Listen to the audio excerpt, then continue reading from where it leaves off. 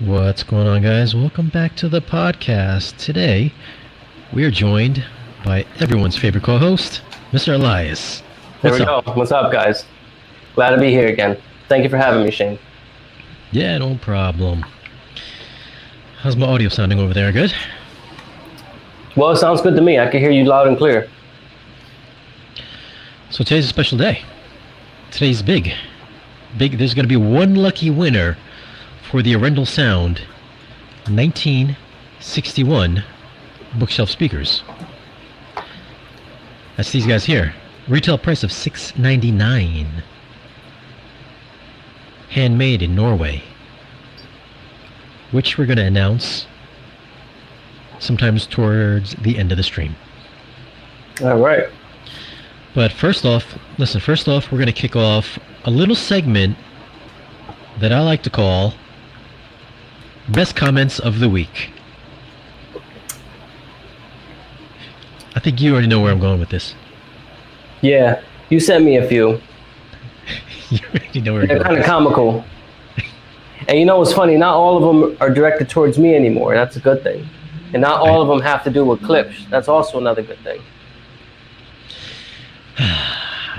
Okay, here we go. Is that me or is that you? That's you. What's that? The car alarm? Yeah, car alarm.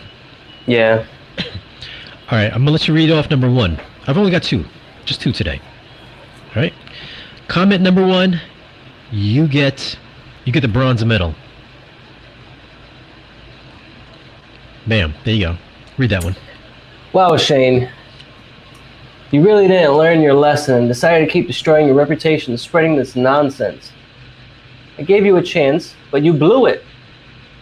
Not sure why you suddenly turned into a snake and oil capital, by the way, promoter, but the world is noticing and your subs are going to drop fast. Change before it's too late. Harsh words. Thank you, Shellin95.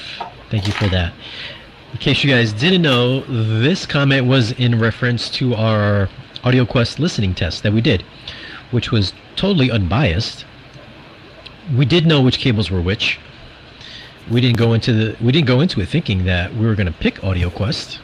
We just happened to pick AudioQuest because to our ears, it happened to sound the best. If anything, I was kind of rooting for the middle cable, which was Kimber cable, which was like $1,000. Because, that's kind of like middle ground. I think that would have been a safe bet if that would have won. But clearly it was AudioQuest. And just by us talking about this, we're really burying ourselves. At least I'm burying the channel right now by talking about this. But let's go. This is comment number two. Same thing. This was one of the first comments that we got, directed towards both of us. This is towards both of us. Ready? Here we go. This is a good one. This is one of my favorite ones. All right. You can hear me fine because people are saying that there's too much reverberation. I can hear you fine.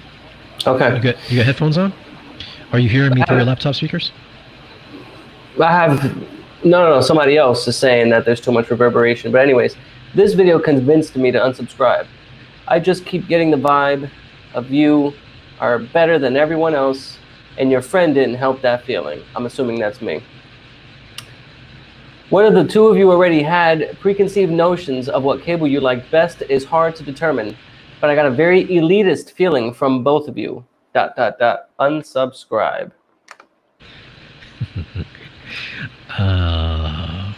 That was one of my favorite ones. This guy got a lot of likes too. He got like 29 likes. Everyone's like, yeah, he's right. Yeah, thumbs up. Yeah, give that a like. Yeah. I don't know. There's a whole thing about people out there with cables. I did ask, mute your. I got a bunch of comments that were like, hey, how come? Because Gene had commented on the video as well, and they were like, how come you didn't respond to Gene? And listen, I didn't respond to Gene because I talk to Gene all the time. Gene is one of the biggest proponents against, AudioQuest cables. True. and because measurements and all that stuff. But listen, we don't have any gear to test out cables, take measurements, so that's why none of our testing was based on measurements. And who's to say just because something measures good means that it's going to sound good? You know what I mean? Right. But those are the kind of comments that we've gotten on that particular video, and it's funny because it's like, I guess we're not allowed to hear what we hear. Like, we don't know what we're talking about. Well, like I said during that live stream, I said, you're not here. How can you tell me otherwise? You are not here. And I was speaking to everybody in the chat who were of the naysayer group. They're not there. They weren't there. How can they say that I heard one thing or that I didn't hear something? I think it comes down to, I asked Gene, I said, hey, listen, I said, we had 3 different price points. We had $60, we had $1,100, and we had $6,000. I was like, why so much hate for the $6,000 but not the $1,000? Because $1,000 is clearly like 100 times more the amount from the $60 one. So why is it just hate for one particular brand rather than the other brand? When clearly there's big price discrepancies between all 3 brands. Yeah. And I guess because AudioQuest puts on their packaging like all the stuff that it does, and it sounds like snake oil, but Kimber Cable doesn't do that, and neither does Monoprice. So just as long as you don't, because they're touting these differences that you can hear, people just take it as you're spewing snake oil, false news, and then you're charging a lot for it. Yeah, true. And that there's no science behind it or whatever. Yeah, true. But again, think about what AudioQuest says. It's not about what you gain. It's about what you don't lose. Mm-hmm. So all of their marketing fluff can be summed up into that statement right there. But the fact of the matter is that we did have all 3 cables on hand, and we did do a test. We did know which cables were which. It's not like we were biased towards anything. We were just telling everybody the differences that we heard. Whether or not you believed it, totally up to you. You don't have to take, our word for it, what we hear.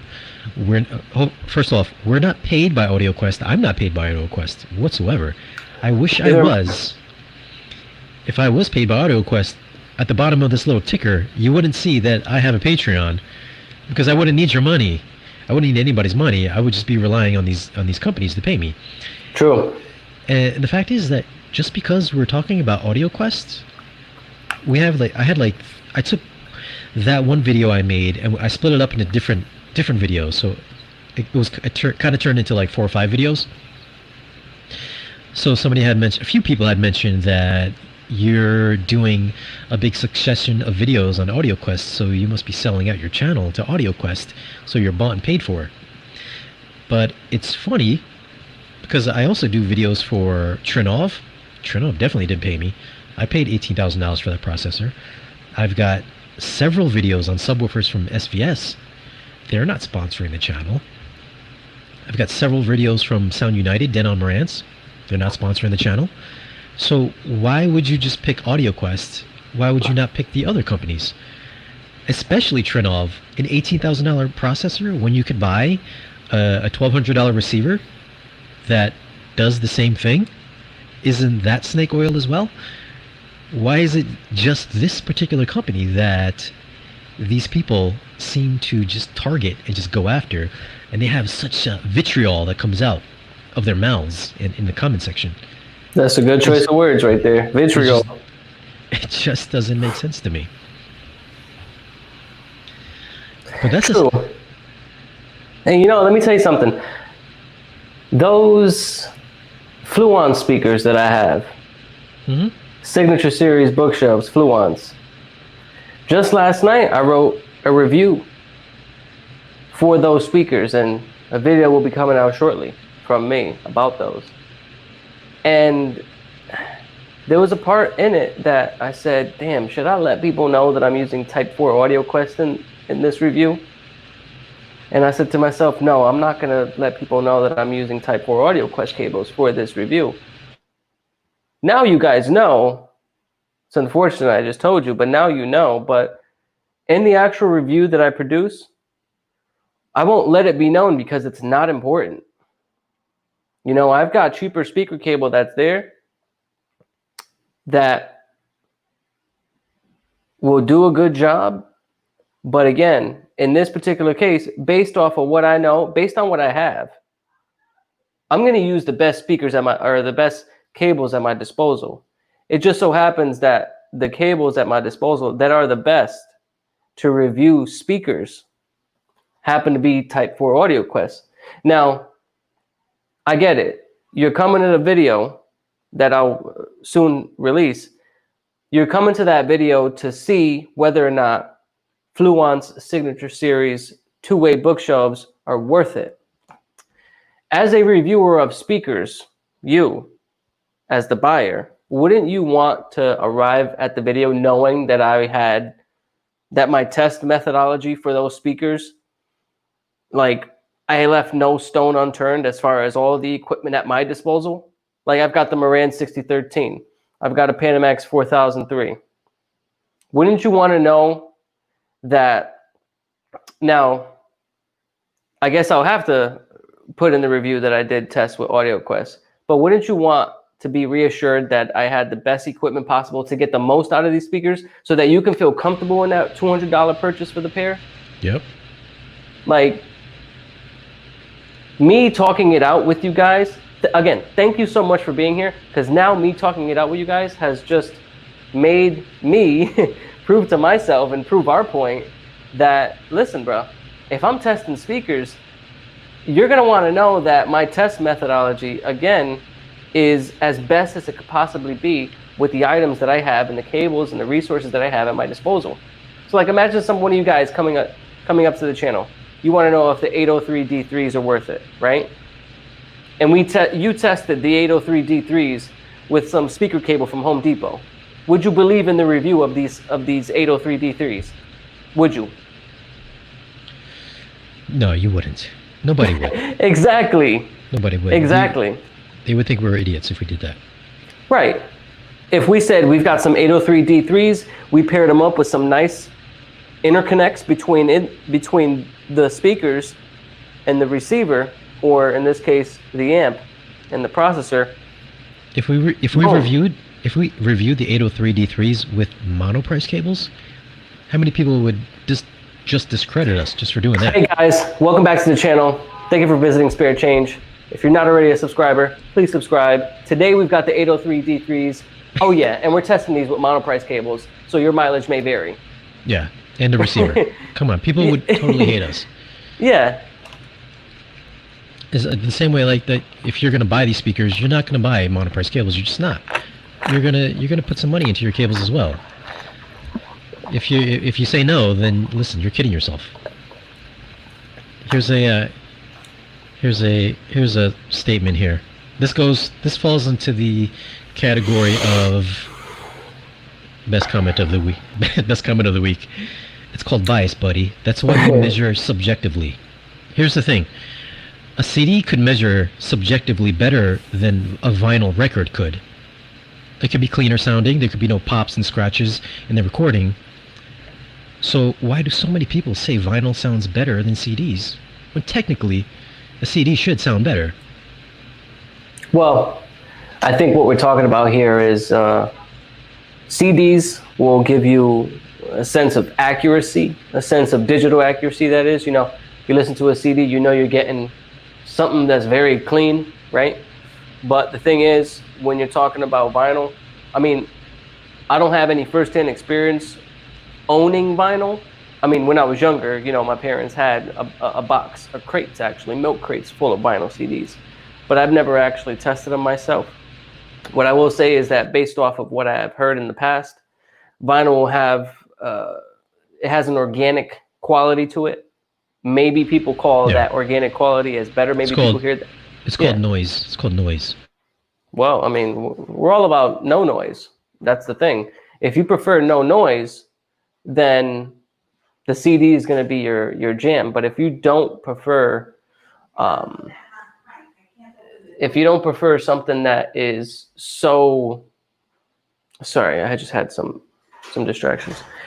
If you prefer the noise because it sounds more pure to you, then that's the vinyl.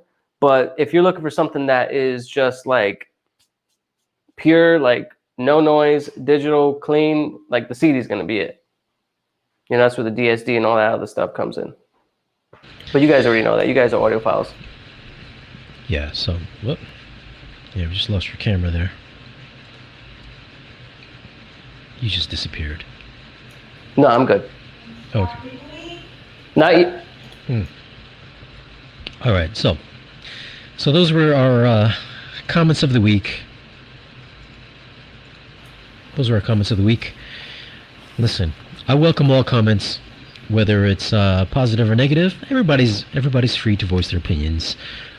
I think somebody had mentioned that if they said something negative, that I would shadow ban them and just block them from the channel. That's not the case. I'm not here to block anybody. If you want to say something negative, say something negative. That's totally fine. It's up to you. I mean, that's your prerogative, really. Now, here's the thing, is like when you say something bad about a particular product that I'm talking about, that's fine.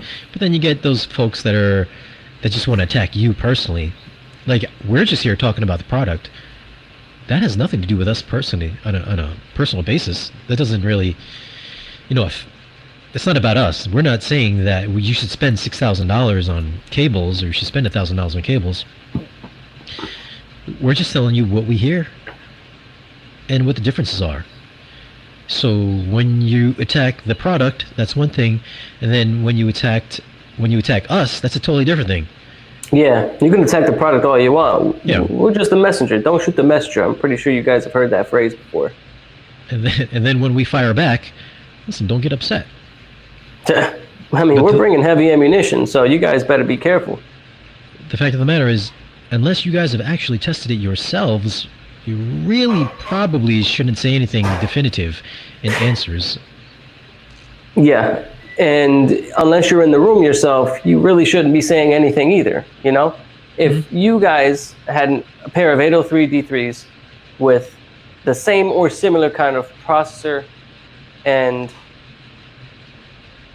amplification system and the same kind of cables, and you guys said, look, I've got, here's my test bench, here's my room profile, this is what I heard, you guys are wrong. Then we can say, oh, okay, we're gonna reevaluate what we heard. But I mean, typically it's nothing but, hey, it's nothing but, no, those cables don't sound like that. I don't know what you're hearing. You're inexperienced. I'm sorry, get them off your channel. Did this, that.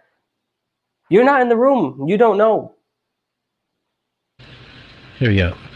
This gentleman loves the cracks and pops of vinyl, but yeah, CD is going to be better quality for sure. Listen, CD is going to measure. CD is going to measure better than vinyl. I think that's a proven fact, right? So just because something measures better doesn't necessarily mean you guys got so many different camps. You guys got so many different camps. You got the camp that says, do your measurements, right? Like, I don't know if any of you are millennials. I'm assuming not many of you. I'm pretty sure I'm in the minority here in that case. But if you remember a little show on Cartoon Network called Dexter's Lab, you remember an episode where I think it was one of the doctors told Dexter's mom or something like that, do your breathing, do your breathing, do your breathing. That's how you guys sound in the comments sometimes when you're talking about us doing measurements. Do your measurements, do your measurements, do your measurements, right? That's how you guys sound. You guys sound kind of ridiculous sometimes. We're just commenting on the user experience, how it makes us feel, how it sounds to us having trained ears. Yeah, we're just telling you what we hear. That's it. people just seem to get really vicious about cables for whatever reason. But the question is, what do you guys think about speaker cables? How do you guys feel about AudioQuest? How do you guys feel about Kimber cable? How do you guys feel about Monoprice? Do you think there is a big difference between those? And which cables do you guys use in your systems? Let us know in the comments what cables you use in your system. And listen, we don't have to ask you if you believe us or not. We'll be here because we know you're going to tell us anyways. But leave us a comment down below and let us know your thoughts on speaker cables. I just had an epiphany about speaker cables. Yeah. See, everyone goes to you and gravitates towards you because of your knowledge on a wide variety of audio subject matter, and they trust your opinion. And the minute that you say AudioQuest is the best out of the three, low, mid, and high, AudioQuest, of course, being the high, price points is what I'm talking about. Yeah. They automatically think that you're telling them that they need to buy AudioQuest. Yeah. That could be further. That can't be further from the truth. Listen, we're not telling you that you need to buy AudioQuest. Yeah. We're telling you if you can do it, go for it. Again, going back to my analogy, when I was on the live stream last time with Shane, when I was actually over at Spare Change HQ, as I'd call it. When I was in the room, I said, do you think that the cables holding up the Golden Gate Bridge, as long as that is, do you think that the cables holding up the Golden Gate Bridge are flimsy, bendable cables? I don't think so. And funnily enough, AudioQuest sells a line of cable called Golden Gate. I think it's like a RCA to 3.5 millimeter or something like that. Correct me if I'm wrong. Listen, this also applies to the power conditioners, the Niagara conditioners. So well, actually we didn't hear, I didn't listen to this with you, but for me, on a personal note, I did a video on the AudioQuest Niagara power conditioners, and in the video I had mentioned that I heard such a quiet background that it sounded black, which I hear a lot of audiophiles use, and I never really understood the term before because I had never heard it before. You heard black? What do you mean you heard black? It was like when you're listening to music. And then there's a pause in the music? No, it's like the background is so quiet, and then you just hear, let's say it's the middle of the night, and then you're laying in bed, and you hear somebody just talking, you're whispering. There's like no traffic or anything like that. The background is black? Yeah, it's like so quiet sounding. Yeah. Yeah. That's what it sounds like. I mean, that's the kind of like the foundation for having a good jump scare in a movie, right? Yeah. If you've got a good system, yeah. And if you have all of the other elements of the system that process the signal off, like we usually like to have it, we like to have our stuff pure. For example, in my Marantz, I've got something like rear, I think it's under the rear surround settings, I know, but it has to do with modulating the signal and compressing the signal, and I don't like that. And when you let the original source do its job, you've got this sense of quietness. Yeah. And then once you have a loud, punchy scare, then boom, there it is. But a lot of receivers and a lot of processors will have features built in to not disturb neighbors. That's why we tell all you guys to turn that sort of stuff off, because you lose that level of blackness that Shane's talking about right here. You want that high dynamic range. When you turn on features like that, you have a very compressed signal and there's a little bit of dynamic range. You want that dynamic range. You want there to be a large difference between the quietest of quiets and the loudest of louds. You know what I'm saying? It's kind of like, hold on. Let me quote one of our favorite YouTubers. I'm not going to say any names. It's like HDR for audio. You remember that? Oh, yeah. Although she didn't use it in the right context, but I know what she was saying, but this is more accurate. That analogy in this situation is a more accurate way to place it. It's like when you're watching A Quiet Place on a really good system. Perfect example. In a really good system, I always talk about this in my reviews every time I use A Quiet Place as an example. It's that part where the kids are playing, I think they're playing Monopoly or something like that, and it's totally quiet. Everything's quiet, and all of a sudden they drop the lantern, and the fire just goes boosh. Yeah. Real quiet, just boosh. Yeah. Like you're not expecting it. It's so quiet, it just startles you. You're just like, oh wow, fuck. Yeah. And it catches you totally off guard. There's a clear difference in the Yeah. range between quiet and surprising jump scare loud. So the quieter you can get, and clean, by the way, not any static, no short band radios, interference, right? Very quiet, like dead, like black, like Shane's talking about. Yeah. And the louder you can get without distortion, the better. And now that you mentioned the radio, the thing is, when I had the Panamax 5300. I got a funny story about that. Yeah, go ahead. So I had the Panamax originally when I first had before I got the Furmans. Yep. And I would sit there to watch a movie, to do a review, and it'd be dead quiet. It'd be like 2 in the morning. Every time I watch movies to do movie reviews, it's like 2 in the morning. 2 in the morning because it's super quiet. Neighbors are asleep. There's no traffic. And every once in a while, I would hear a radio station coming from my left channel. Exactly. And I went, I bought these little ferrite cores and everything like that to put on all my cables.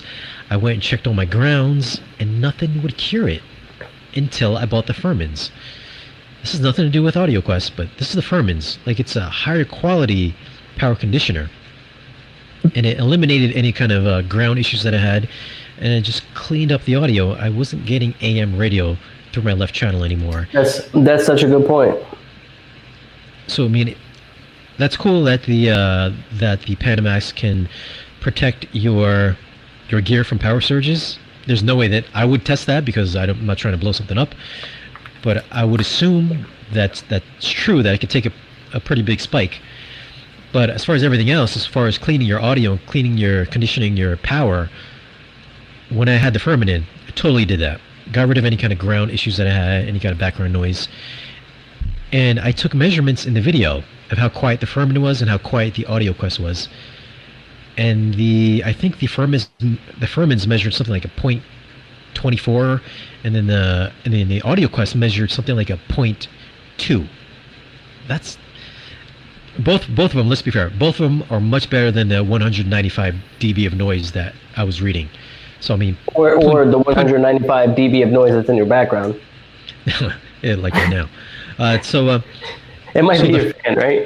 No, it's the AC. I got an AC right there. Oh, I mean, but it's a controllable variable. It's variable C, if you will. And it can be controlled. Just so everybody knows, like, I don't live in a house. Everybody knows I live in an apartment. A lot of us live in an apartment. There's many people in the building here. Everybody uses electronics and gear, and we got Wi-Fi routers and televisions, and we're streaming movies, everything like that. So there's going to be a lot of noise in that line, especially the whole block. There's going to be noise everywhere. So it's not like I can go out and put a dedicated line straight from the road all the way into my house. So that's not going to happen. That's where these products. That's where these products are really important. And, very good point. And for the price that they cost, I heard a difference, and I also measured what I seen. But yet, I don't know what I'm talking about. Even though I showed in the video what was happening. Well, let me just say this: your talk, I said something about CV radio, close band, short range radio, whatever the case. Mm-hmm. You took it to a next level because you already know what I was talking about. That's so funny because I remember my first, and we're going down a very deep rabbit hole here, guys. So strap in tight, please. I'm gonna warn you. It's all gonna come full circle. Watch. My first home theater system was purchased from QVC. I got it as a gift from my mom for a holiday, 2003. AudioQuest. What am I saying? AudioVox 5.1 home theater in a box, surround sound system, DVD player included. It did Dolby Digital if the disc supported it. It didn't do DTS. It wasn't that privy on that end. But it did do ProLogic 2 music and ProLogic 2 movie. And it did have an input for, composite cable. Not component, unfortunately. We're talking 2003. Still consumer level. Again, 2003 from QVC. I was elated with the gift, okay? And being an AudioVox product, this is my first time actually owning a home theater in my home. Like products that you would call home theater or hi-fi. I thought it was hi-fi at the time. Go figure, because I was young. I was only like 13. But I was happy. And the point of what I'm trying to say is the system, although I was happy because I was also able to connect my PS2 to it, there would be times when I wasn't even in the FM AM mode. I would just be at the menu for the DVD player before putting a DVD in, and I would hear short band radio communication, like cop car kind of talk through the speakers. And I thought to myself, what could possibly be causing this? Now, I'll cut to the chase and say, at the time, I never knew what the solution would have been. But now that I'm older and a little bit more wise and more experienced in the audio and power conditioning game, we'll say that a power conditioner and a better surge protector would have fixed that. It's just so funny because apparently, if I'm not mistaken, the reason why I prefaced this whole segment with we're going deep into the rabbit hole is because I believe AudioVox now owns Klipsch. That's right. If I'm not mistaken, the last I checked, AudioVox and their subsidiaries and or holdings owns a portion of Klipsch. Correct me if I'm wrong. Look into that, guys. Not sure. I feel like I saw that somewhere at some point. But all I'm trying to say, at the end of the day, is that was the deal when I first got my first home theater in a box. And now that I'm at the level that I'm at with my DevTechs and my 1080p crappy projector that I know a lot of you say I should upgrade, and my Panamax MR or Mr. 4003, power conditioning does help. I won't subscribe to this notion that I'm about to say right now just yet, but I will tell you that I've heard other people tell me that power conditioning helps more and does more of a job, better job at cleaning up your audio game and your listening experience than any single cable could. I don't know if I can subscribe to that, but I will tell you this much. Just because you don't see the dirty current, just because you don't see the dirty power, doesn't mean that it's not there, and it doesn't mean that it's not going to affect your sound quality. All right? You may think that, oh, just because he turned the volume all the way down and he listened closely into the speaker and heard close band communication radio, that's what you have to do to hear the noise. Not the case. The noise can still be there. It actually most likely is there because, again, like I said, not all, and like Shane said, not all power outlets are clean. And just because you can't see that they're not clean doesn't mean that they are. And to wrap it up, I'll hand it back over to you, Shane. These products do help. And maybe it takes a measuring device to prove that. Potentially a video for the future. Wouldn't you say so, Shane?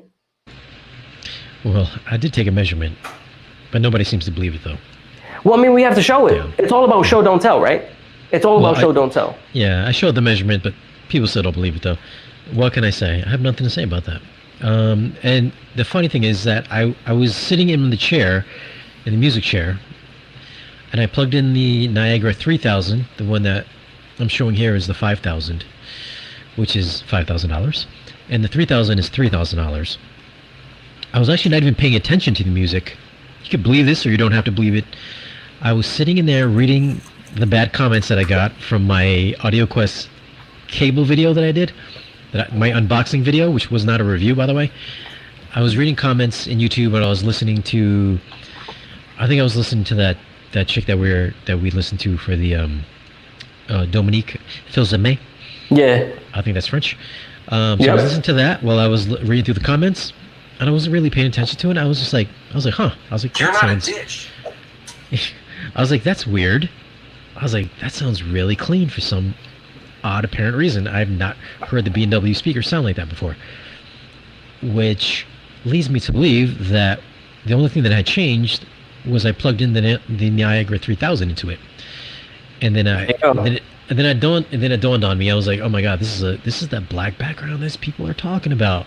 I've never heard it before, but now that I've heard it, I get it now. It sounds good. Yeah. Whether or not you're going to hear that, I don't know if you're going to hear that on a pair of clip speakers or a pair of ELACs or SPSs. I'm not sure. You will. I believe you will. For some reason in my mind, which maybe people are going to say makes it sound like dickhead elitists, but I think when you get to a certain point in your audio gear that you start hearing different things, like, I'm not going to say you start hearing different things. Like, I know you start hearing different things. When you get to a certain dollar amount, you spend a certain amount of money, things just sound better. Music just sounds better. Movies just sound better. That's true. I think when you get to a certain point, that as you add more expensive stuff, because that's just the way that it works, apparently, that you do start hearing differences. Whether it's an amplifier or a speaker, there's a difference. The saying, you get what you pay for. Sometimes it could be a little bit too much of just a statement, blanket statement, and not very much fact or truth. But when it comes to, the analog experience, if you will, we're dealing with wires, we're dealing with interconnects, we're dealing with physical items, right? When it comes to that sort of thing, there is a difference when it comes to the sound quality that you're going to get at the end of the day. And a lot of it too is experience, is how much have you heard? What combinations have you heard, right? You see, I come from a computer background as well, in addition to video and photography. And I'll tell you this much, that when it comes to like building computers, you'll know firsthand, if some of you guys out there in the chat are familiar with building computers, that sometimes you put together a certain configuration of PC components, and that one product will make the difference of whether you blue screen in Windows or not, right? Well, that's the same sort of deal when it comes to this audio game. That one product may make the difference between sounding, 5 to 10% better or not. It's the same kind of deal. We're dealing with an amalgamation of products all interacting with each other, rather than just like one product working and having everything within it, like an iMac or a Sony A1E, which is right behind me. By the way, no burn-in. OLED from 2017, no burn-in. And maybe what's going on in the background is a testament as to why there's no burn-in, because occasionally I leave it on and let the Google Photos thing, screensaver that is, wallpaper, do its thing and just cycle through. But back to you, Shane. See, here's a statement here. We all try to have the lowest noise floor possible. That's what we strive for, and we are all bound by our bank accounts to achieve that. There you go. Yeah, that's a good statement. That's a perfect statement by Brian. Yes, Thank you very much, Brian, for chiming in. Thank you very much. And shout out to Tristan for always being in the chat. And then, listen, when I do these videos, I'm just letting it know to prospective people that want to purchase products like this, what they can expect when they buy something like this. I'm not going out there, we're not going out there saying, listen, you got to go and buy these products. You're going to get X and X and X amount of performance. We're not saying that you must have it. We're just saying that, listen, if you do pick this up and you can afford it, this is what you're going to get. We're not saying you must buy this because the shit that you have is garbage. We're not saying that. We're just saying that if you're going to buy something like this, this is what's going to happen. This is what you will probably hear if you have capable equipment that can take advantage of what this provides. So thank you, thanks for that statement. And then, of course, thank you for the super chat, Mr. Optimus Vader. Thank you for the $4.99 super chat. He says, Shane, can you invite Gene Delasala one day to talk about cables and other topics, snake oil topics? That would be epic. You already know what's going to happen when we do that. Me and Gene have been trying to work out a day where we can do that. But he's just gonna talk about his science, and then I'm just gonna talk about, listen, this is what I hear, and then it's just gonna end up like that, and it's gonna end up just like science versus what I can hear. Yo, Gene's a good dude, man. I learned a Yeah. lot from him. Even before I met you, Shane, Yeah. I learned a lot from Gene. He's the man. You already know. You know, oddly enough, he's only like 3 years older than me. Did you know that? Oh yeah, I didn't know I thought he was like a decade older than me, but he's really not. He's like 3 years older than me. that. But the funny thing is, like, Gene has a weird sleep schedule. Like, he stays up till like 5 in the morning. So it's like, if we were to get on and do a podcast together, it'd be something like 2, 3 in the morning, because that's when the man is up and working. Damn. I know. But thanks for the super chat. Super chats are welcome. And the question is to you guys: how do you guys feel about power conditioners? Does it make a difference in your systems? How much have you spent on your power conditioners? What power conditioners have you used? Do you live in an apartment? Do you live in a house? Do you have dirty electricity in your apartment? Do you have clean electricity in your house? Let us know in the comments down below, and let us know your thoughts on power conditioners. So I think that's going to wrap it up for Audio Quest power conditioners and cables. I think it's time to move on to the big movie news. Oh, But the before we do that, thumbnail. What everyone's been waiting for. but hold Just on. like Rihanna said, this is what you came for.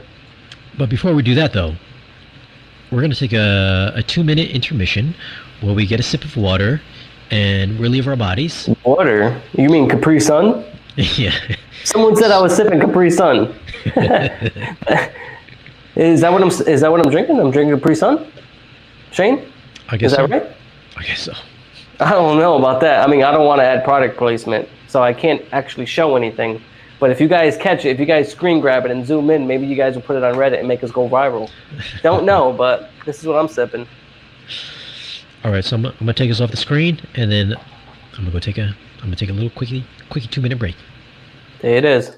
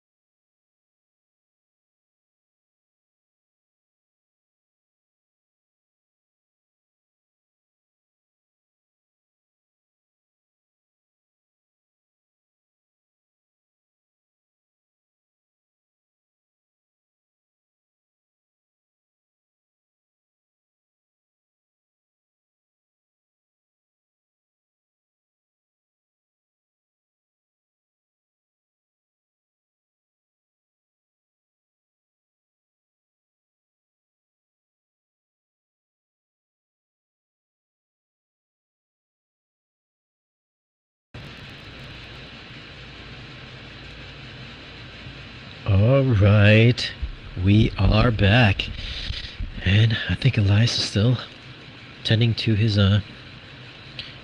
pet lizard.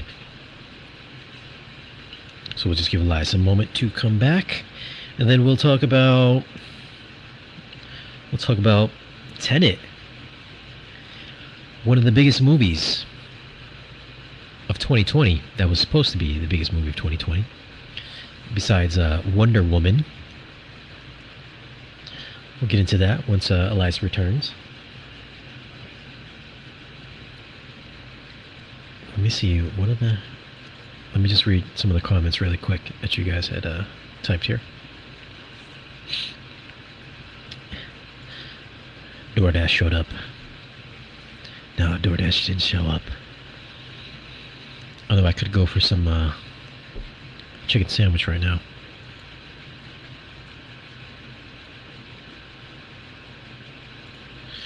The power conditioners are a bit hit or miss because you either have good grounding or you don't, and spending a lot of money just to get rid of those.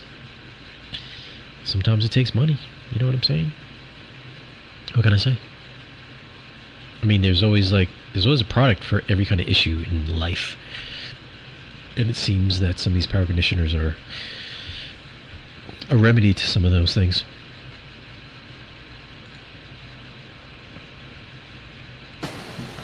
All right. Yeah. Tenet, huh? Disappointed. Tenet. Disappointed. I don't want to wait till next year. You know, let me tell you something. I order something on Amazon. I order something on B&H. I order something on BestBuy.com. I even order something on Walmart. Maybe through eBay. And I have to wait for it to come in because of this situation that the world is in right now. Okay? I'm tired of waiting for things. Mm-hmm. You know? I subscribe to Amazon Prime just so I don't have to wait for things. And now they're telling me I have to wait for the next Chris Nolan movie. I thought Chris Nolan movies were like niche things like that film buffs and aficionados like us appreciated at our own leisure. Yep. And when they came out, and we were the first guys in line and we were privy to that sort of thing. And we were able to just go, and we were never not able to get in because things were sold out. Because we are just, damn, I sound like an elitist. I hate to say it, but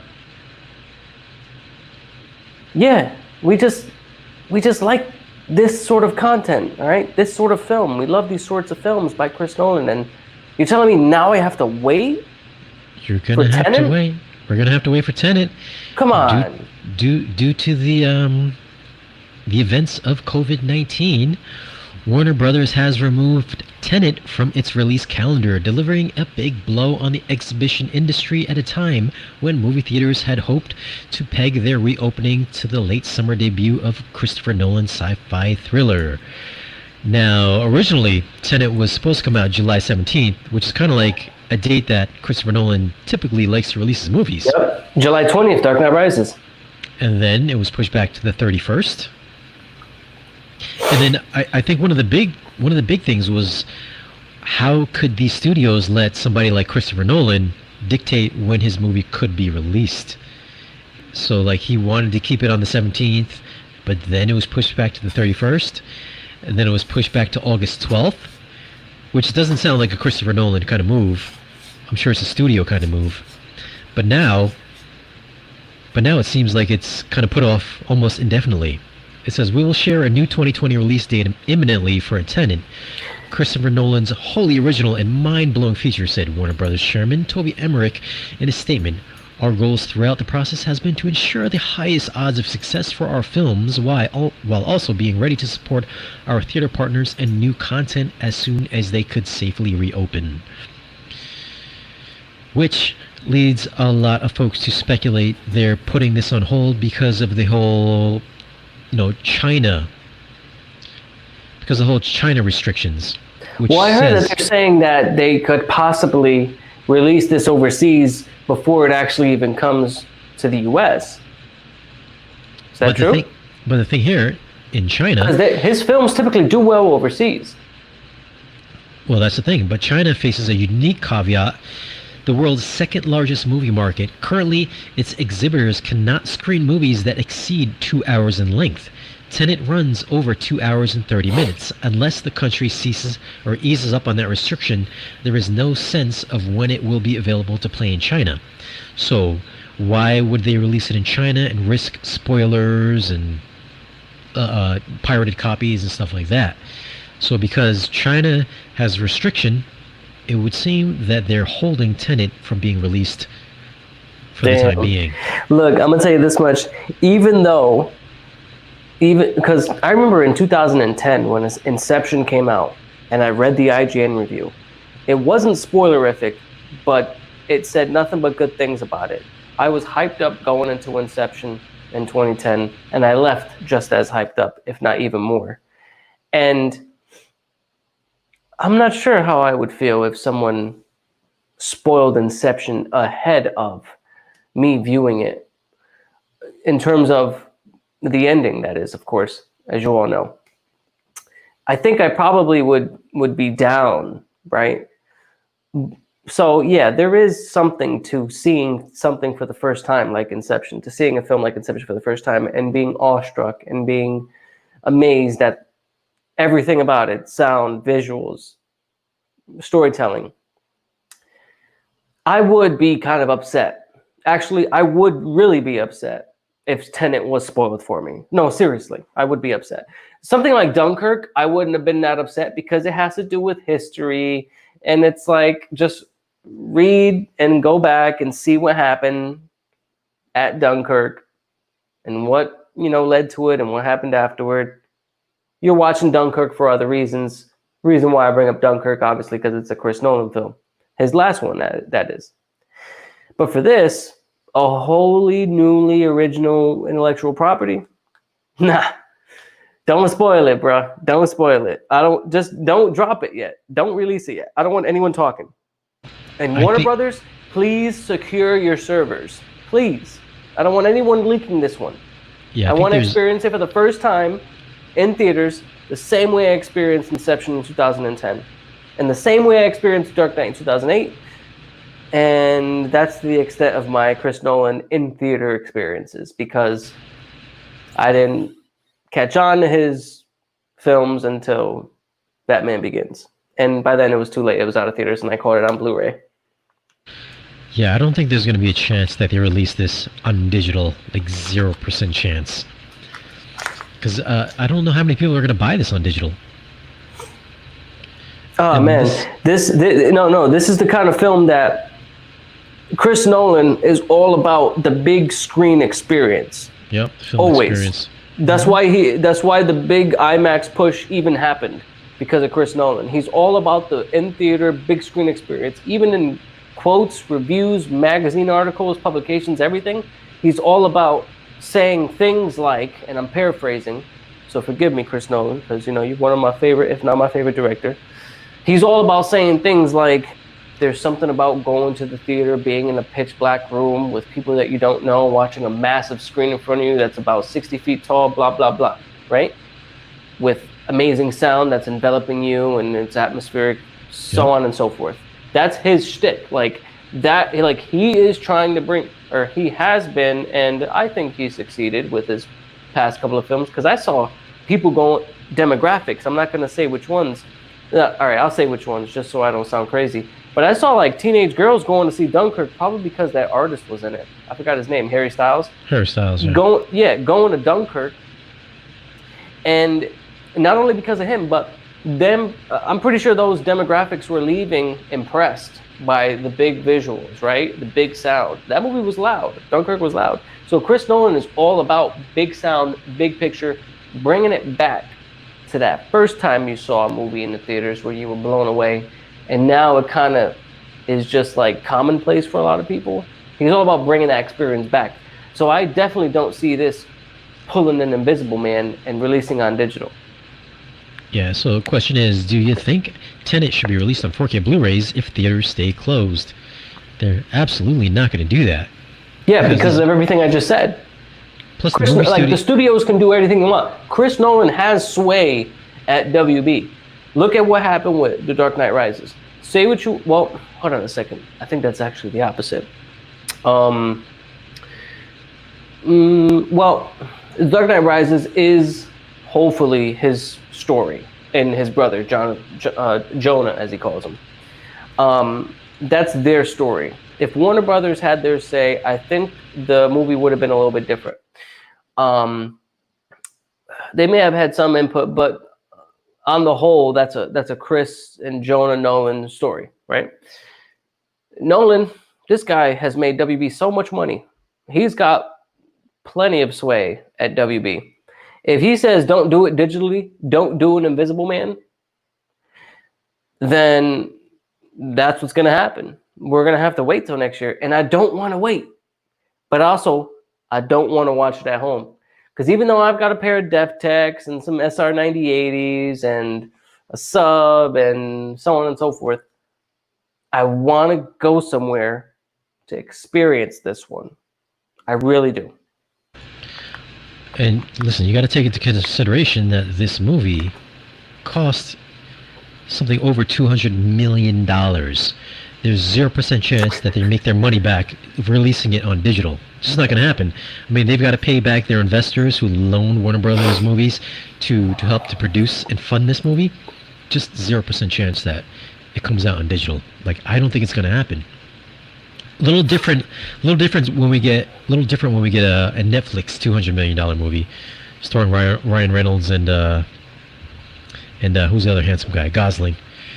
You know, have you heard about that movie? There's a $200 million. Place Beyond the Pines too.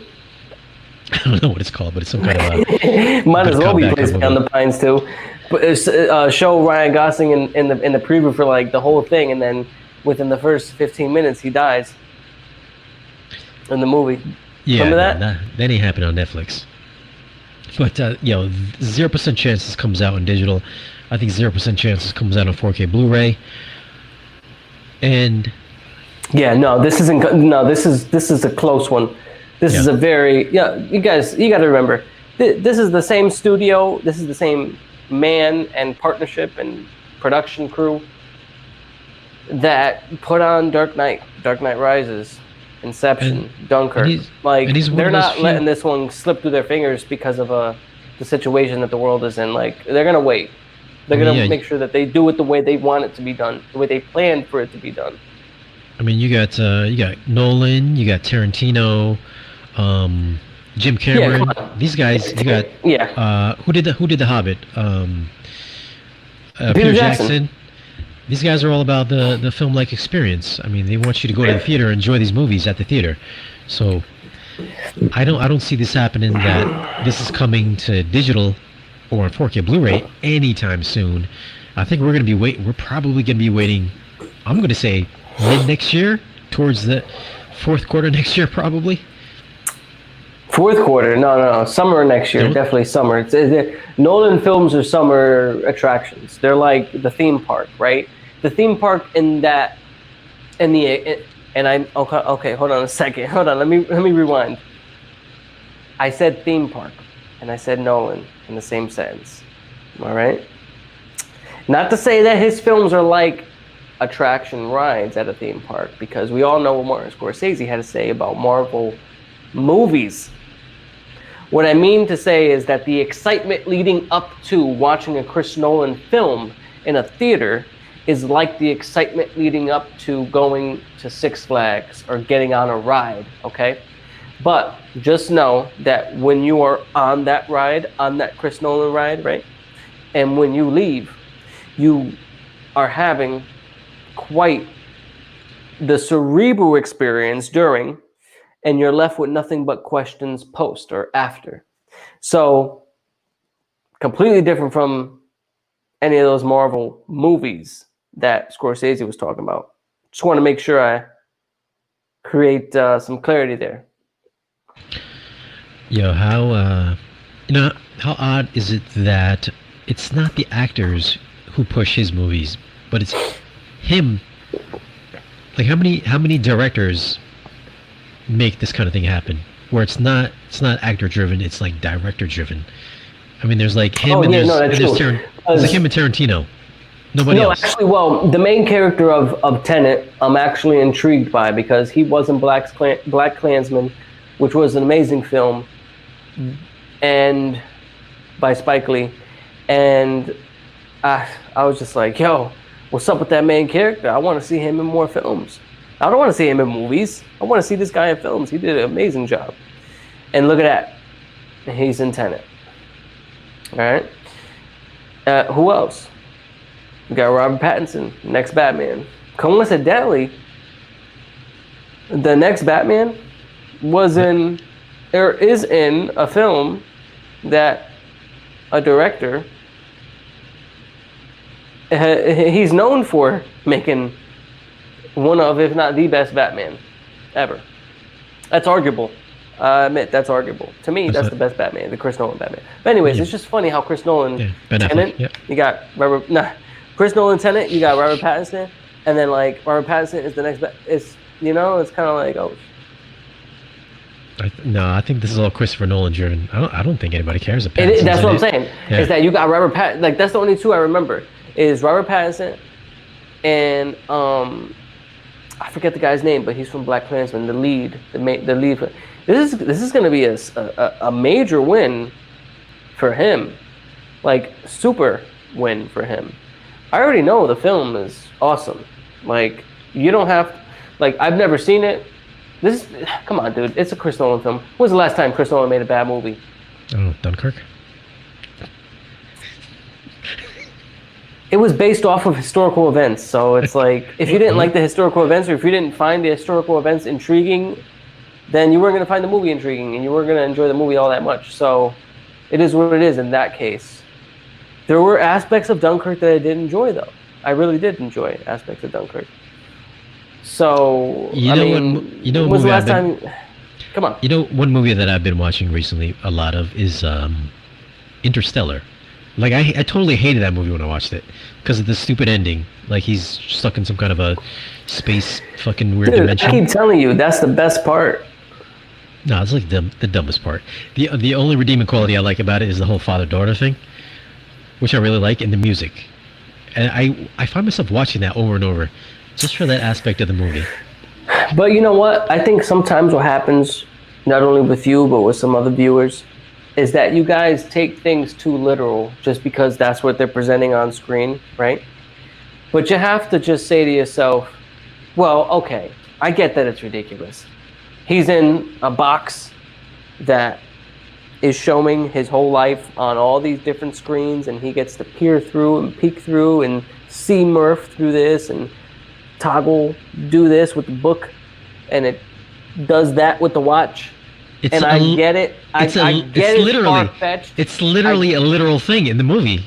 I get that it's literal, but you have to go beyond that and say, well, I would have done it this way. You have to say that to yourself. You say, I would have directed it and I would have shown this, because think about the message that it's conveying, right? Traveling through space and time, all for love, right? Like that's a whole nother topic for a whole nother day, different discussion. But traveling through space-time because you love someone, like just transcending the three-dimensional and four-dimensional spaces that we all know about, and then the dimensional spaces that we don't know about. How much did the daughter love her father at the end of the movie? But yet he shows up in the hospital room, and she's like, "Hi, Dad. Okay, go find your girlfriend." Like, not even a hug. Could the dad get a? She's past that point. You waited 70 years. Give the man a hug. Well, she didn't entirely love him all that much. Collectively, I should say, like on the whole, because like I remember when yeah, I know, but like she loved him. But remember that message, that video message, when she sent him the video message, when she was like 30 or so. But anyways, it doesn't matter. It's fully off topic. We got off topic here, but yeah. so Tenet. Interstellar is great, man. Interstellar is great. That's a great film. I do like Interstellar. I like the first 3/4 of the movie. So, what are your guys' thoughts on Tenet? Is it going to come out on 4K Blu-ray? Is it going to get released digitally? Do you think it's coming out sometime this year, or is it coming out end of next year? What are your predictions on Tenet? And also, how do you guys like Interstellar? Did you like it? Leave us a comment down below and let us know. All right. Next one. Let's talk about this. I did this. This is probably a quick one because I know you weren't. I don't think you listened to it. We did the review for this little fella right there. Did you hear this? Did you hear that subwoofer? Twin, Never. 9-inch driver, force canceling subwoofer. Okay, so you're telling me if Kylo Ren came through and activated some sort of force push on this subwoofer, that this subwoofer would force cancel it? No. So what's meant by force canceling subwoofer? So force canceling means. I mean, Kylo Ren is a weak villain anyways. I mean, look at how many times he was bitching and moaning and crying in the series. But anyways, that's a whole other topic for a whole other day. All right, so what's force canceling? Bespoke bass. Bespoke. Basically, it's a little subwoofer with 2 drivers in it. Bong bong. They both fire at the same time. So as the pressure, as the forces build up, they cancel each other. So the internal vibrations of the cabinet don't move. They cancel each other. So this whole thing, it's not going to roll across your floor. There's no distortion. And it goes down to something like 11 hertz. 11 hertz is pretty phenomenal for little subwoofers. 9 inches big, which is about yay big. There's 2 of them about that big. And these little guys. And there were some questions of whether or not it could hit the specified 11 hertz rating, which I took a reading in my home theater, which at 10 hertz I was hitting 104 dB of pressure in my room. And for little small subwoofers with dual 9-inchers, very impressive. I did not think it was going to do that. And I had mentioned in the video that it sounded very similar to those giant PB16s that I have in the back of my theater. And to be fair, it actually went a little bit lower than those bigger subwoofers. Not the same kind of pressure, like not the same level of loudness, but it at my normal listening levels, it definitely reached lower than the PB16s did, and the PB16s are probably about 8 times the size. And this is a little tiny 12-inch box with dual 9-inch subwoofers in it. I think I've seen some posts on some of the forums, AVS forums or AV forums, that they didn't believe that a little subwoofer could go that low. But, you got to take in consideration that the room has something to do with it. If you got a bigger room, you're probably not going to get the same experience that I got or the same measurements that I got. But for my particular space with these 2 subwoofers, they delivered as advertised, and I was thoroughly surprised. And yes, they are $2,000 a piece, and I do understand that you can get subwoofers, you can get 18-inch subwoofers for the same price that would totally blow these guys away. But at the same time, if you want this level of precise bass response in a small form factor in your living room, you want to keep your significant other happy, something like this, which is like literally like this big. Like I could do it on the screen. I mean, that's I think that's a small price to pay for the type of performance you can get out of it. And I'm going to have one of the Klipsch engineers on the channel this Thursday. He's going to talk about how they achieved this performance and why they went with 9-inchers rather than like dual 12s or dual 18s or 15s, and the type of performance that you got from it. So the KEF engineer, I think he's the engineer, or one of the marketing guys. So they're going to be on the channel this Thursday to talk about the performance and why they did what they did for this particular subwoofer. KEF, go figure. Right? Yeah, KEF, like, just killed it. So that's the measurement for the KEF. No, you did mention Klipsch. You did say that one of the Klipsch engineers is going to be on this Friday. Oh, did I say Klipsch? My bad, KEF. Yeah, you said Klipsch by accident. Yeah. Oh, sorry, it starts with K. What can I say? Before we go on to the winner of the giveaway, we have right now. If you Sennheiser. are Sennheiser, this is this has been out for a few years now. This has been out for like 5 years. So those ones you connect to the TV, optical output, RCA, what have you. Yep. So this one I'm gonna drop a video on this probably the next couple of days. I'm working on this. That's their new model. It's actually no, this is the same model. This has been out for 5 years. I don't know why they sent it to me. They're like, "Can you do a review on this?" I was like, "Okay." That's right there. Pretty old. The fact that I was wrong right there just proves that. Come on, guys. Like, are you not updating it because it's that damn good, or are you just lazy, or is the demand for this just that darn low? Come on. That's so funny. Or is it that high? The demand is that high, so that's why they're sending it to you for review. Okay, I get that. But how come you haven't updated it? V2, version 2, Mark 2, MK2? Come on. They must be good if they've been making this since 2015.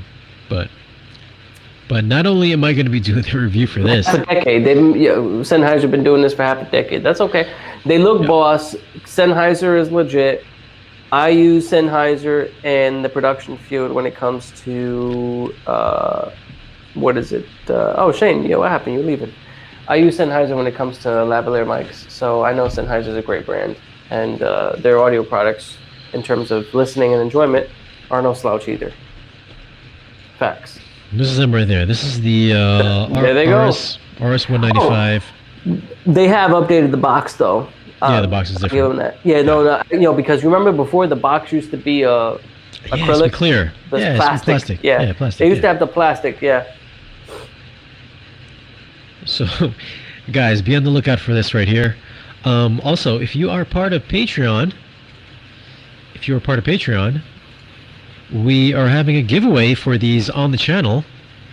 Oh man! If you're a Patreon subscriber, for as you guys are waiting for the for my. You know what?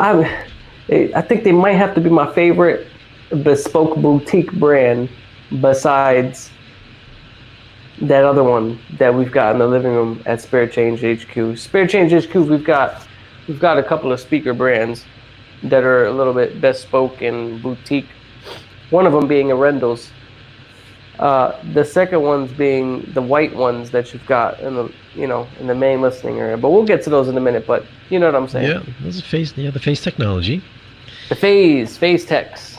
Come on, you guys. I know you guys are waiting for the review, but we're just having so much fun listening to them. It's only been 10 months in the making. But listen, we're giving away those headphones. Put your Instagram. We're giving away these headphones right there. These little babies right there. These little babies. Holding them like my little baby. Hey, slap away it on Patreon. Right there. You a bad kid right there. For as little as $1 a month, listen, you could be part of our Patreon crew. You guys got questions? We got answers. You can reach us 24 hours a day if we're not asleep. Always answer you.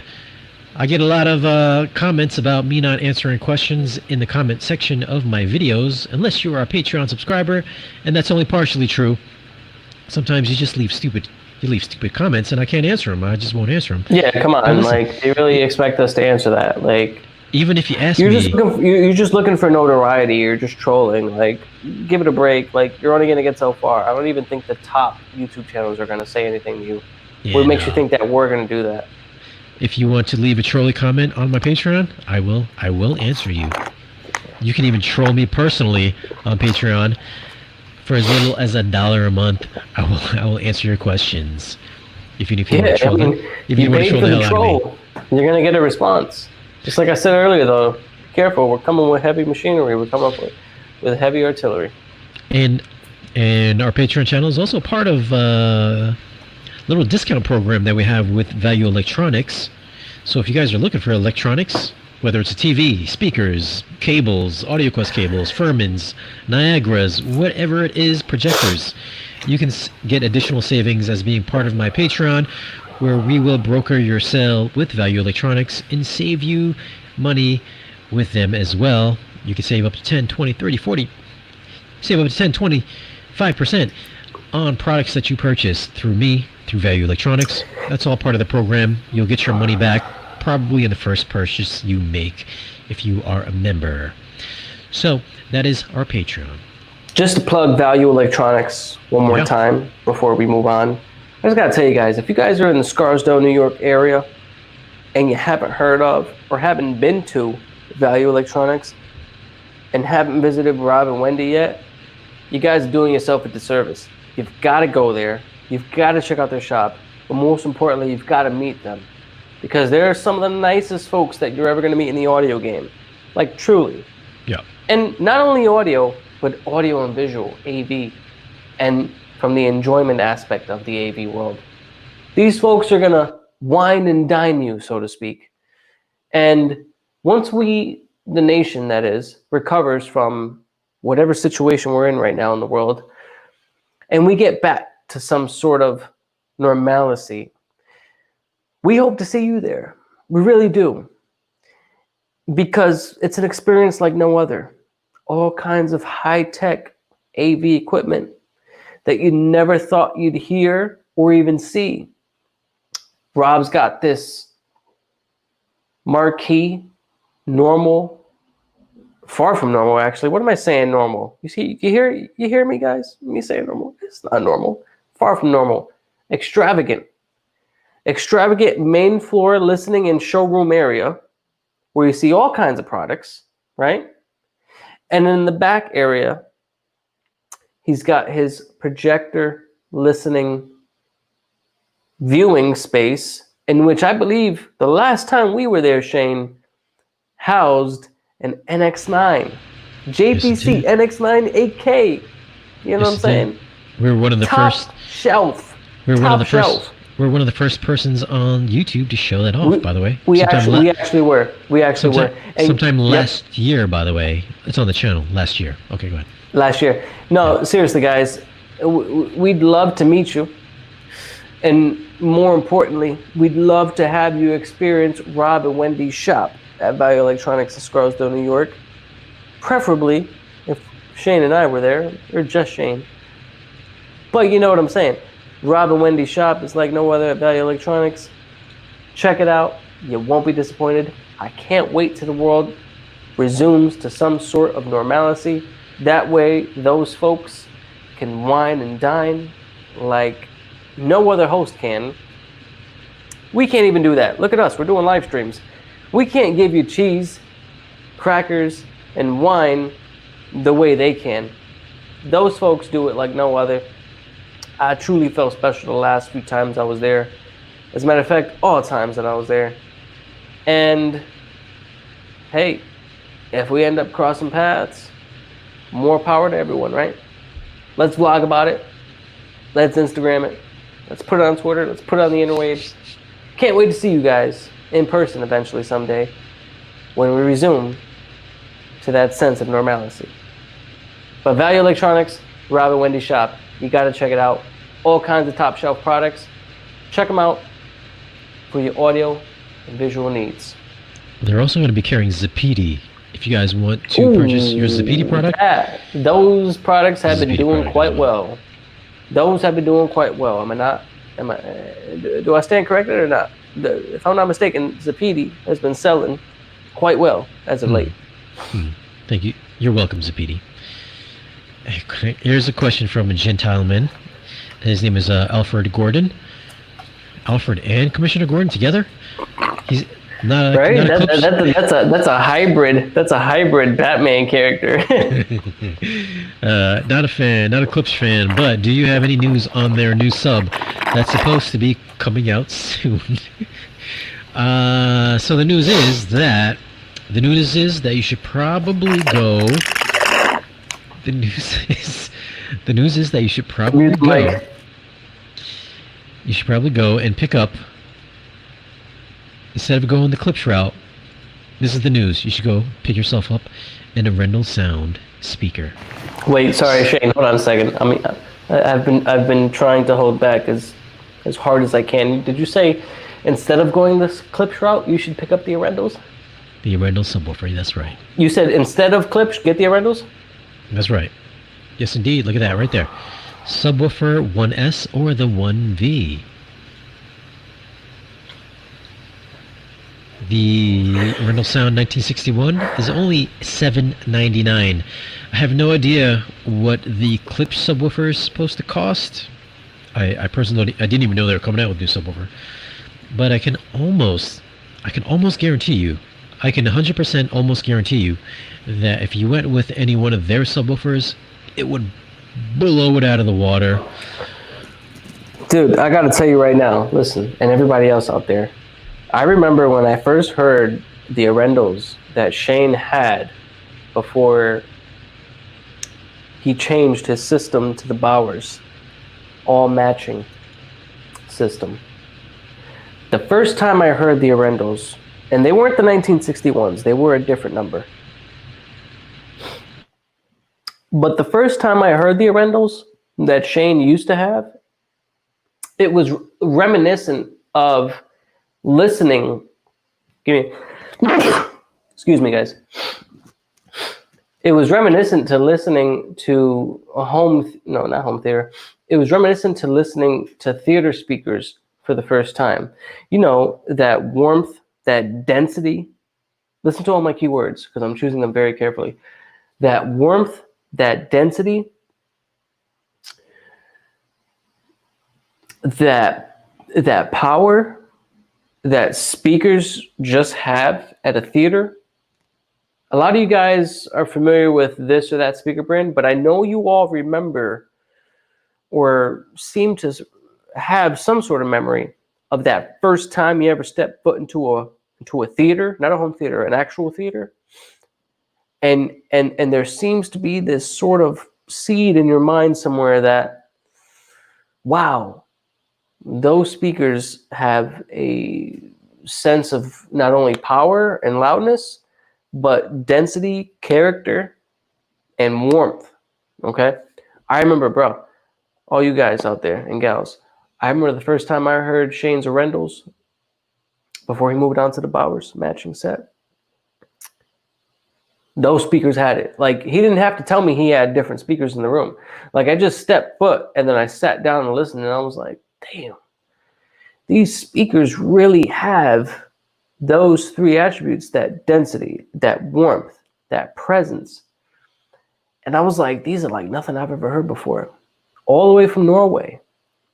So if a brand can put that into a set of speakers, you better believe that these, what are they, the 1961s? You better believe that they're putting the same amount of love into these 1961s as they put into those speakers that I heard for the first time as Shane's. I can't remember the name. Forgive me, guys. Forgive me, Arendal. But I love the speakers so much. What were they, Shane? The 1723s. Yeah, the 1723s. They sounded like the speakers that I heard for the first time ever when I first heard a theater for the first time. Like, probably in 97 when I saw Titanic. Like, that density, that warmth, that loudness without distortion but clarity. Like, that presence. Okay? That's what they possessed. So whoever's going to 1961s, just know, and whoever's getting those tonight, just know that you're getting that same lineage, you're getting that same caliber. You are getting quality products from that same family. And you, my friend, are one lucky SOB. You are going to be part of the elite crew with Arendal Sound. Absolutely. Absolutely. Which means myself and the Villa Man. That's right. Villa Man does have those. 1723s. Done. 1723s. All right, so let's do this. Let's just name the winner right now. Somebody said Rona. I'm negative. Negative. I'm negative too. I'm prognosis negative on the Rona. But before we get into the winner of the 1961 bookshelf speaker giveaway, let's talk really quick We're going to talk really quick. Oh, hold on a second. Shout out to Fred215 who just joined Patreon. Thank you. Thank you, Fred215, for joining Patreon. Really appreciate that. And, did I get the email? Hold on a second here. Oops. Oh. Damn, guys. All right. We just got 3 new Patreon subscribers. Oh, you guys are seeing my taxi driver. 3 new Patreon subscribers. Thank you guys for signing up for Patreon. You guys are awesome. For $1, $5 a piece. Thank you guys for that. And be There it is. Be sure to comment on the Sennheiser video if you want to be entered to win the Sennheiser headphones. Absolutely. Yeah, just, they may be Sennheiser headphones that you look at and say, well, I don't need those. But, think about that special someone in your life who may want to listen to audio at night and does not want to disturb anybody in the middle of the night. You know what I'm saying? Your father, your mother, your grandfather, your grandmother, somebody, your significant other, your aunt, uncle, somebody may want something like that so they don't disturb their significant other, who may be your grand aunt, your grandfather, your grand uncle, your grandmother, so on and so forth. You get the drill. And don't worry. Jesus, where's that? Where is it? Where'd it go? Don't worry, Fred215. I will answer all your comments now in the comment section. But before we get on to the winner, we're going to talk about really quick the Salamander Designs seating, Italia seating. You look at these, you see these simple-looking seats. These simple-looking seats. I mean, you can give all the Ric Flairs you want to it, but I mean, again, it's like the AudioQuest cables. Until you're there. Yeah. And until you witness it firsthand, listen, you can't say anything to us about them until you're actually there. Now, I guess that's kind of opening the door for saying, hey, come on, guys, come down to Spare Change HQ and test these out so you can let everybody else know that's also subscribes to the channel that these are the real deal and that we're actually telling the truth. We're not saying that, but come on. The next live stream we do, we've got to do a complete walkthrough of these guys right here, because I saw them. I said, Shane, what the heck, man? You got rid of these. You got rid of all these seats just for these? Dude, I sat in them. I said, whoa, hold on, wait a second. I feel like my posture has improved. I feel like my scoliosis is gone. I feel like I've gained a couple of pounds of muscle. I feel good. Like, I might have to not take the creatine for a week because I feel so good. These seats have given me such. No. I'm joking. But no, these are some comfortable seats, and they do the job. They do the job pretty well. This is like going to get a steak at your local Walmart, and then going to a high class restaurant, and then purchasing a Wagyu steak. You guys know what Wagyu is? Wagyu is? It's Japanese. It's Japanese steak. It's like the most soft, tender, melt in your mouth. It's like eating steak that's butter. And then you go to Walmart or Big Y or Shop and Stop or whatever normal grocery store you got, eating the steak off the shelf there. Excuse me, sorry. So there's a difference between the type of leather that you're getting here, a super soft, supple leather. By the way, I'm not paid. I bought the seats myself. These are my seats. I bought these seats. Salamander has absolutely nothing to do with me whatsoever. But I knew that there was a pretty big difference. Salamander is expensive. They are expensive, yeah. I knew there was a huge difference between what I had. I'm not gonna name what kind of seats I had previously. There's plenty of videos on my channel. You guys can figure out what it is. And there's plenty of extras on those seat videos. Like the ending of a particular seat video. There is. I had to move that towards the video though. Well, but there's different types of leathers though. That's actually a good test to test seats. Yes, it is. That's a good metric to test a seat. Can you blank on it? But nonetheless, Salamander, what's up? I didn't try it on these seats yet, but I will. But this is official leather. It's real. I might not be too happy about that if you did. This is legit real leather. You can tell because you can flip the leather upside down and you can see the underside of the leather, and it's real leather. Whereas the other seats where it's like faux leather, no, it's like fake leather. It's like little bits of leather that they grind up and then they kind of glue on to like felt. So it's kind of leather, but it's not really true leather. It's kind of like bonded leather. This is actually from a real cowhide. If you're a vegetarian, then I apologize. It's not for you, but for the guys that really appreciate a fine leather product that's going to age, it's going to get better. It's going to get fine, like fine wine. It's like a Rolex, it's like an Omega sweet watch. The more you keep it, the better it gets. Leather seats. That's what we're all about. We're all about luxury. You know what I mean? Like, where it fits, of course, into our budget. I mean, for me, that is. But and you got to take into consideration that is subjective, but you got to take into consideration that these, if you're 5'9", 5'8", 5'9", the back of the seat rest comes below your ear, so you will be able to hear. You will be able to hear your surround sound speakers, whether it's on the sides of your ears or in the back of your ears or in the back of you.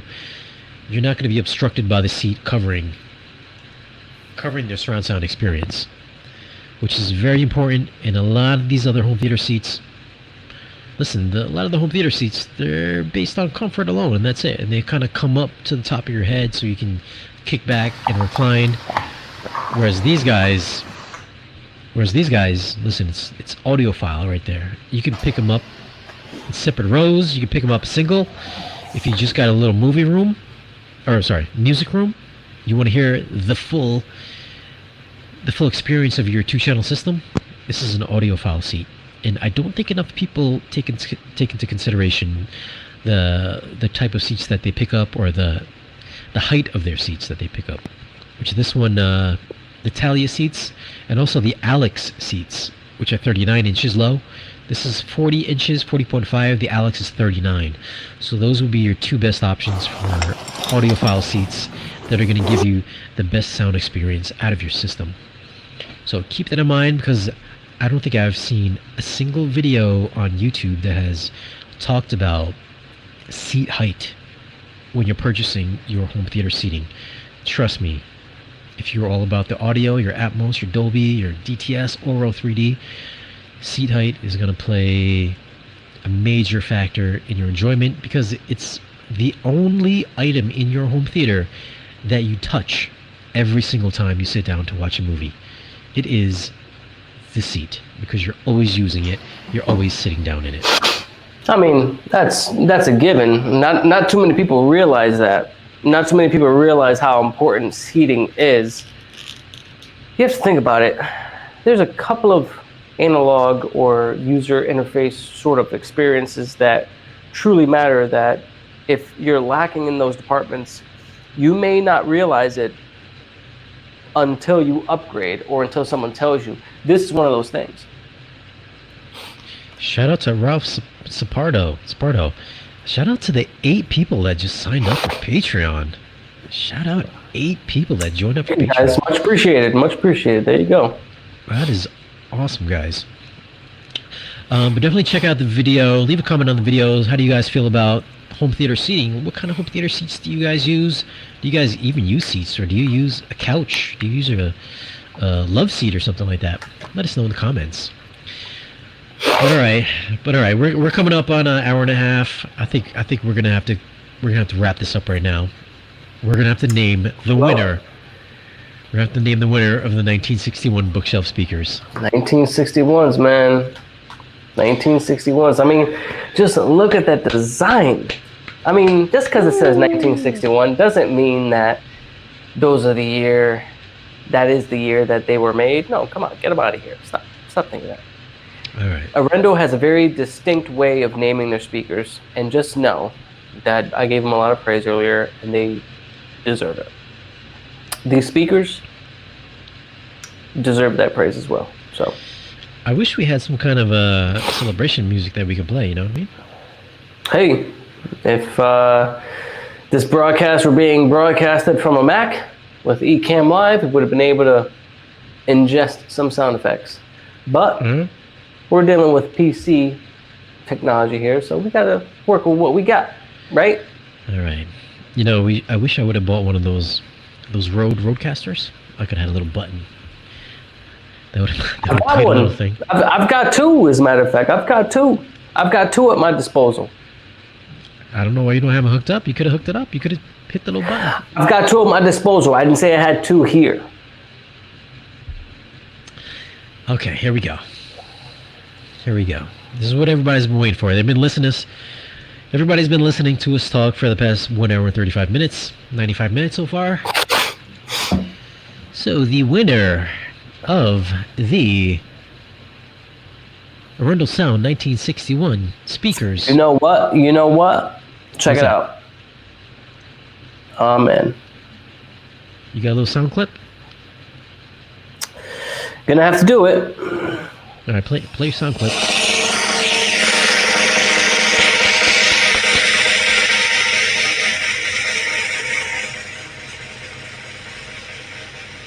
We have Mr. Timmy S. a week ago. The question was, name your system. Just leave us. Just tell us what kind of system you have in your comments in the comment section. And he has a Klipsch Quartet LF, Overnight Sensations. I've never heard of that. MTM Center and Surrounds. I really need some good near fields. So congratulations, Timmy S. This couldn't have been any. This couldn't have been any better. You know, guys, I mentioned somewhere towards the beginning of this podcast that some of the things that I would be talking about would come full circle. In this case, Timmy S. Timmy S. Shout out to you. Congratulations to you. Because you're formerly a Klipsch owner. I didn't pick it. I put this in a randomizer, by the way. Dude, come on. Oh, man. I hate to say it. I hate to sound this way, but bruh, you went from Klipsch to Arendal? Are you kidding me? Are you kidding me? From Klipsch to Arendal. That's all I'm gonna say. He's got some overnight sensations. Jeez, you are one lucky man. Like, yo, you're gonna be proud. You're gonna be. And if you were one of those naysayers that were talking smack about me, saying, "Oh yeah, he's talking junk about Klipsch. He don't know a darn thing to his elbow or his ear or whatever." Bro, yeah. When you hear these Arendals, like, come on, bro. You're gonna listen to them. We might as well have you on the show at some point and be like, "Hey, so what do you think?" Like, seriously. So the man, this is what the gentleman has. He's got overnight sensations from Parts Express, and quite literally, now Timmy S. Now that you've won the Arendal 1961s, you have moved over overnight to a sensational speaker, to the Arendal Sound. Yeah, well, I couldn't have said it any better. I couldn't have said it any better. So gone are these overnight sensations, and you've literally moved over to an overnight sensation and got yourself some official overnight sensation speakers, the Arendal Sound 1961 speakers. You're going to be thrilled with them. And just, I'm going to let this ride out for I'm going to let it ride out for a week. What's today? Today is Tuesday. July 21st, Tuesday. Today's Tuesday. So I'm going to post this video up. I'm going to let it ride out till the following Tuesday. And if Timmy S. doesn't reach out, email is going to be in the video's description. If you do not reach out to me to claim your prize, then we will follow up this video with winner number 2, runner-up number 2 in the follow-up video. And then if that doesn't work out, we'll follow up with that with a runner-up number 3. So Timmy S., please watch this video and email me your address, your shipping information, so that way I can send it off to the Arendal Sound guys and we can get back to you. Oh man, can I just shout out somebody in the comments real quick? Just real quick. Oh man. At first, I'd like to. I don't want to cater too much to the crowd, you know, because you're not supposed to do that once you get to a certain level. I mean, that's just being honest. By the way, we just dropped 20 viewers. Yeah, but no, because they didn't win. No, like I'm getting the allergies, so I'm blowing my nose. Like, and I don't want you to see me blowing my nose. You know what I'm saying? Wouldn't be very pretty. So, snoots and loots. All home theater noobs like clips. Wow. Wow. Timmy, you ain't even here. Timmy, you're not even on the chat. God damn it.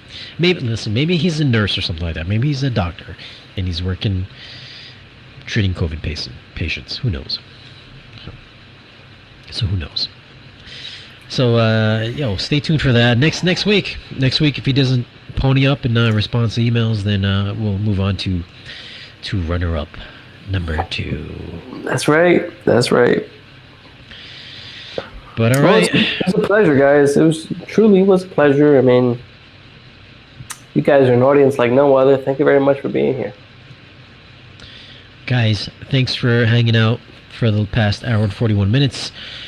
If you guys want to listen to this full episode of the Spare Change podcast, you can always listen to it on Spotify or iTunes or your favorite podcast service. We'll leave some links in the video's description down below. Always like, share, and subscribe these videos. It always helps us out. Please join our Patreon if you have not already. It definitely helps us out to continue making this content, and also to have Elias on as well for you guys to hate. Definitely. No, I think tonight the love was pretty good. I think tonight, you know, there seemed to have been a better sort of audience, I might say. Is that the right word? I think so. People weren't so cagey when it came to me. People understood what I'm here for, right? People understood and saw the production value that I'm dealing with here. You guys know I'm from the audio video space. I can get lazy, but today I didn't. Good audio, good visuals.